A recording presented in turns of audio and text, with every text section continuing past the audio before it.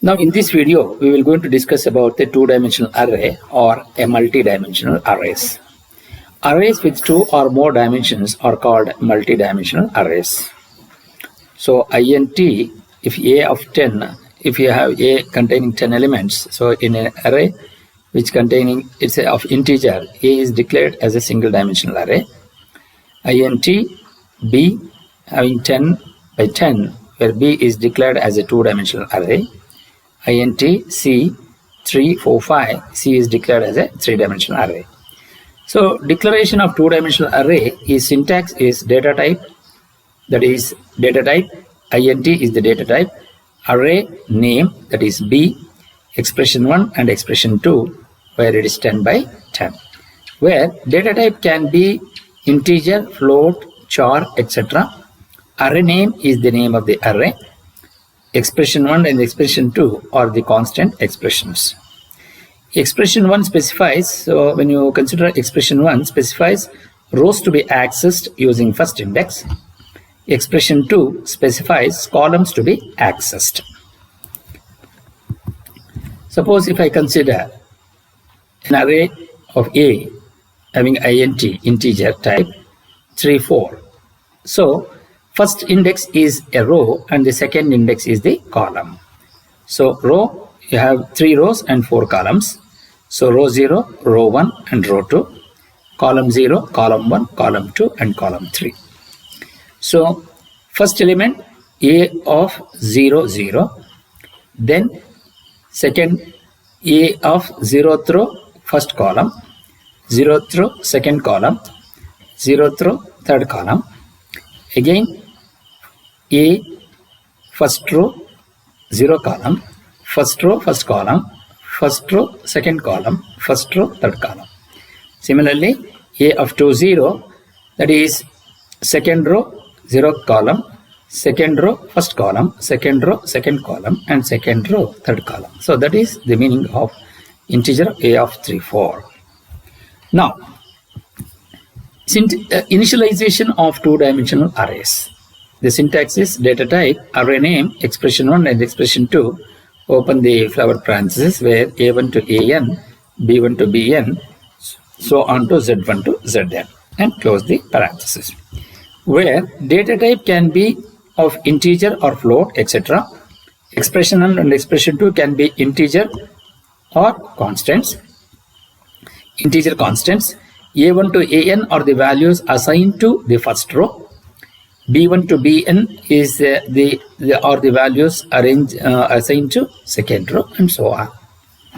Now, if you consider an example, initialization of all specified memory locations. So here, array name A having an integer data type, having 4 rows and 3 columns.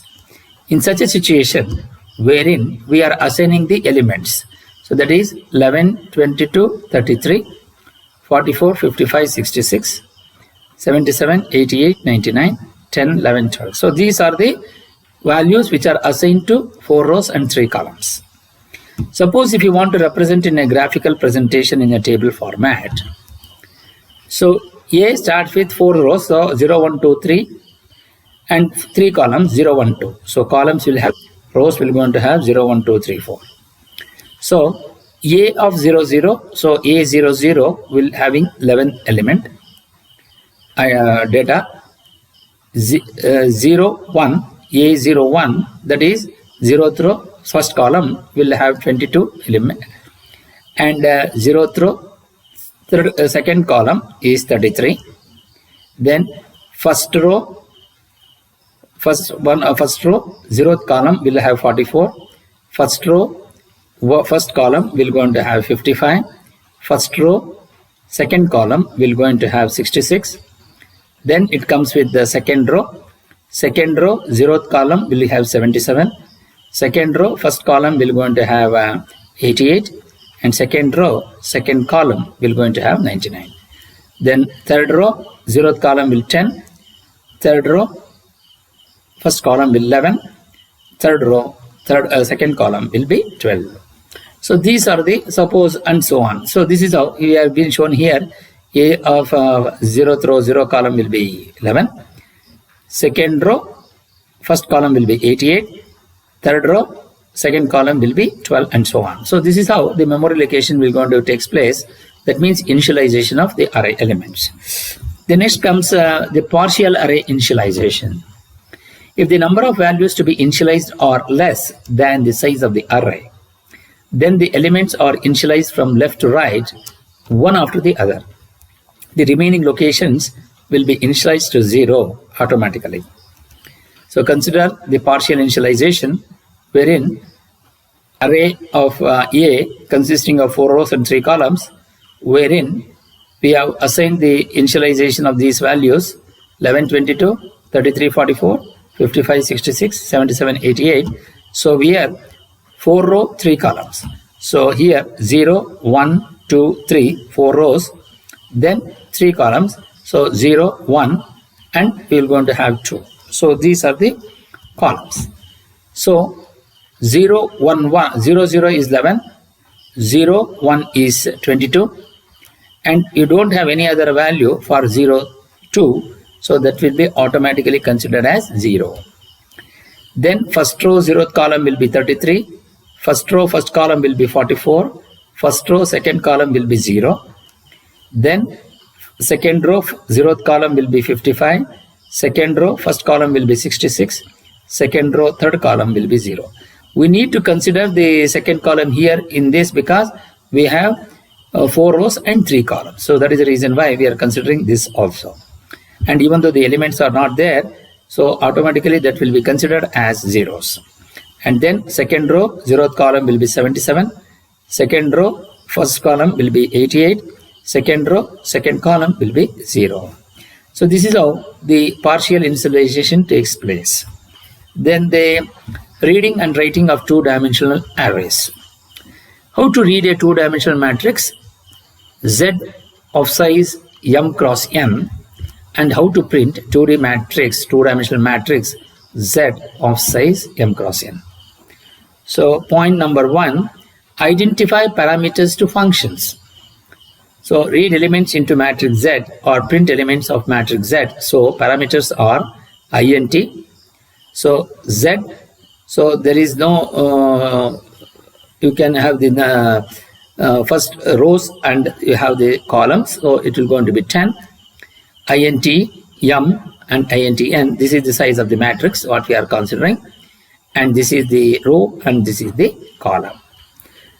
So second point is the return type. After reading a matrix or printing, we are not returning any value, and hence so return type will be void.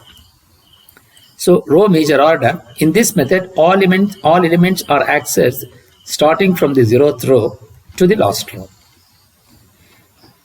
In column major order, in this method, all elements are accessed one by one, column wise. That is, all the elements in each column are accessed from the starting from 0th column to the last column. Now, point number 3, designing body of the function or the row major order. Any item can be accessed by specifying the row index and column index. Normally, we access the item by row. So that means, so here Z of ij, where I is the row and j is the column. That means I will going to take this place, j will going to take this place. That will be equal to m is equal to 3 and n is equal to 4 column wise. So Z00, Z01, Z02, Z03, Z10, Z11, Z12, Z13, Z20, Z21, Z22 and Z23. So that means 0th row, 0th column, 0th row first column, 0th row second column, 0th row third column. Similarly, first row 0 column, first row first column, first row second column, first row third column. Second row 0th column, second row first column, second row second column, and second row third column. So the value of m is equal to 3. So this is the row major order. Then note, any element can be accessed by specifying Z of ij, where row index is I is equal to 0, 1, 2, that is 0 to m minus 1. Column index is also start from 0, 1, 2, 3, etc. So So that is 0 to n minus 1. To access for each item row wise in two-dimensional array, we want to access from two-dimensional array for row wise. How? For I is equal to 0, I is less than minus m minus 1, less than or equal to m minus 1, I plus plus. Open the loop. For j is equal to 0, j is less than n minus 1 and j plus plus. Open the loop and again zi of j and close the parenthesis. So this is how we can be access the number. So that means 0 to m minus 1 and j n minus 1. Suppose if you want to write it in another format, for I is equal to 0, I is less than m, I plus plus. Then open the loop. For j is equal to 0, j is less than n. It should be j is less than n, j plus plus. It will be open the loop z of ij and close the loop. So this is how you can be able to write the for loop for two-dimensional matrix. By replacing z of ij by scanf percentage d ampersand z of ij, we can read the m cross n matrix. By replacing z of ij by printf percentage d z of ij, we can display the matrix of m cross n elements. So C function to read a matrix of size m cross n in a row major order. So to do that, if you want to read a function, say a function to read the matrix, so read matrix int z. So this is optional, row size is optional, but column is mandatory. Z10, int m and int n, column size has to be specified. That is, otherwise it becomes a syntax error. So int I comma j, for I is equal to 0, I is less than m and I plus plus. Open the loop. For z is equal to 0, j is less than n, j plus plus. Scanf percentage d z of ij. So how it means for I is equal to, how this loop will going to work? For I is equal to 0, first suppose if I consider m is equal to, that is 2 by 3, that is 2 row, 3 by 3 or 3 by 4 column. So m is equal to 3, that means 0, 1, 2, and n is equal to 0, 1, 2, 3, 4, if you have that. So for I is, initially it will take the value of I is equal to 0, is 0 is less than 3, yes, then opens the loop. Then j is equal to 0 takes, 0 is less than n4. Suppose n is equal to 4, then 0 is less than 4, x. Then read the value of z ij, that means 0, 0 first. That is 0th row, 0th column. Then j will be incremented with 1, is 1 is less than 4, yes. Then it reads that number, z will be equal to I value is 0, j value is 1. So 0th row, first column. Then j is incremented with 1 more, 1 plus 1 becomes 2, is 2 is less than 4, yes.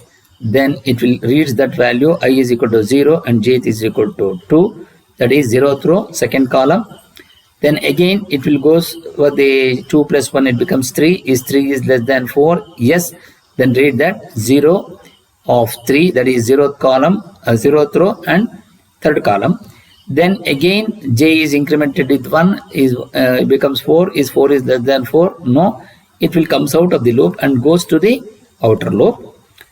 0 is incremented with 1, that is I will become 1, is 1 is less than 3, yes. Then it enters the loop, again it performs the same loop again as told earlier, and again it comes out. Once it satisfies unsatisfies the end condition, then it becomes, again it comes to this, then 1 plus 1 it becomes 2, 2 is less than 3, yes. Then it comes to this loop and performs these operations, and again it goes back, 2 plus 1 becomes 3, is 3 is less than 3, then it will be coming out of the matrix. This is how the matrix has been read in the row major order. In the next video we will going to know how to print the C function for the matrix size of m cross n.